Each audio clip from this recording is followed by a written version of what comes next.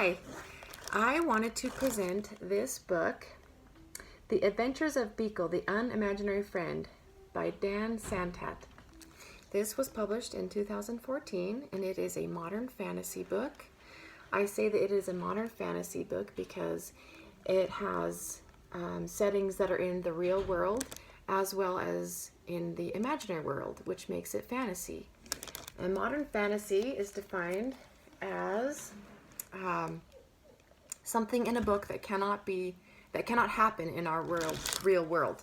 So, have you ever felt lonely? I think all of us can answer yes.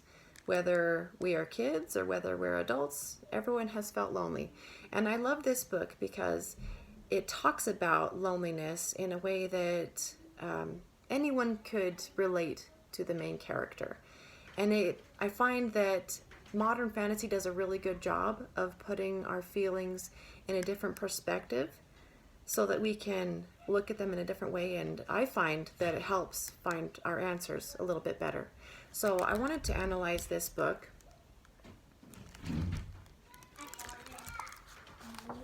We start off with this page.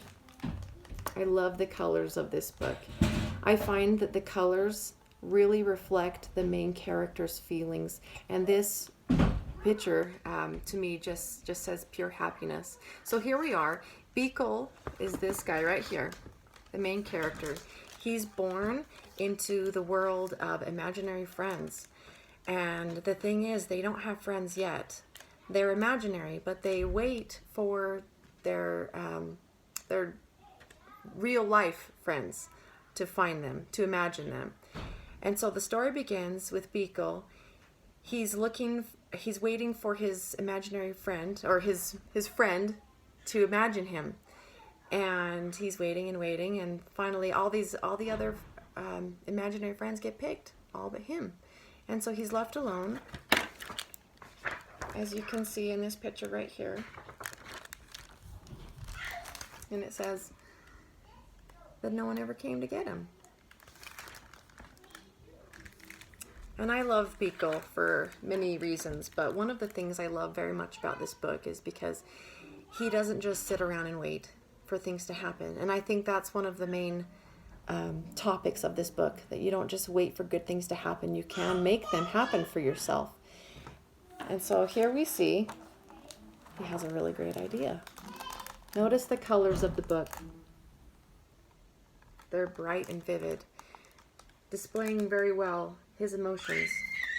He did the unimaginable. What do you think he did? He went to go find his friend. I keep saying imaginary friend. He went to go find his friend. He didn't want to wait any longer, so he decided to do something about it. He decided to go to the real world. And all of a sudden, he gets close to the real world. And notice the colors. They're dark, they're gray, they're gloomy, reflecting very well on how he's feeling at the moment. So we dive into the real world, and he finds that things aren't what he expected. He doesn't see any children eating cake, as he says. He doesn't see people really interacting with one another. They're just kind of like zombies, doing what they need to do, going to work, getting on the subway. The pictures show that. And it just seems like kind of a gloomy time for him. And he's still searching for his friend. When all of a sudden, he notices something familiar and he decides to follow it. And that something familiar is this right here. So this continues to tie in with making good things happen. And what does he find? But he finds a lot of kids, and they're doing fun things, and all of a sudden the mood is happy. So I was kind of torn because the pictures play very well into his mood. So I was kind of torn, thinking maybe this was just a picture book, but I think because it's set very much in the real world, but it deals with aspects of fantasy, that it was in fact a modern fantasy. But I guess it could be a picture book as well. So we finally get to the part where he's still looking for a child, his child, and all the kids leave and he's left alone. And he's sitting there thinking, I came all this way and I took all this time and still it's not happening for me. And he starts to feel sad again. When all of a sudden, he turns and there is a little girl that introduces herself with a simple hello. And you can tell once again from the pictures that it's kind of a gloomy time for him. Looks like the leaves on the trees are blowing and the colors are somber. So they meet. He finally meets his friend and he finally gets a name. She names him. This whole time he hadn't had a name. So she names him Beekle and her name is Alice, and they become the best of friends. And that is another thing that I love about this book, is it teaches us that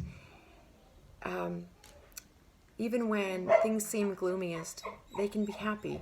When things look their darkest, miracles can happen. And I think that's really important for anyone, no matter what your age. And another thing it teaches is that friends can be the most unlikely of people. Beekle and his friend Alice, as you can see, look very different. So you don't have to have a friend that looks exactly like you. You can be different, and that's okay. And I love how their friendship blossoms, how they share the same likes and they have the same inside jokes as the book progresses. And then in the end, Alice and Beekle do the unimaginable. And I won't spoil it for you. I want you to read it. I would highly suggest it. It will help you use your imagination, and it will help you to tune into feelings, how you feel at certain times, and how your mood affects your choices. So I would hope that anyone would read this. So I chose this book because I loved it.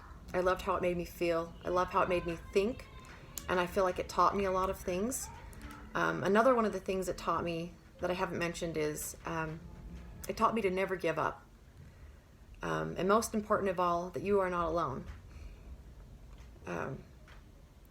Even though Beekle felt very alone, his friend was always there. She just hadn't quite imagined him yet, but he never was quite alone.